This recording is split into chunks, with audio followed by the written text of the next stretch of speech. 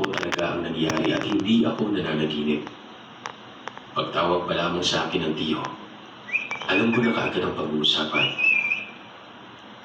Tapat man pero pinili kong pakalmahin ang sarili nun. Marahan akong lumabas na bahay, pero bumungod sa akin ang tatlong nilalangan. Hindi ko alam kung ano ang gagawin. Lahat ng ito ay nakatitig sa akin pero hindi naman galit. Nakangiti pa nga ang mga ito na wari pa'y nagugustuhan nila ako. Tumatango-tango pang isa na para bang nagbibigay ng respeto. Sabi ni Tio Obed, wala naman na siyang maitatago pa. Nakita ko naman na yun. Si Dago Aramatuso. Sila ang mga kambing na lagi kong naitatanong sa kanya.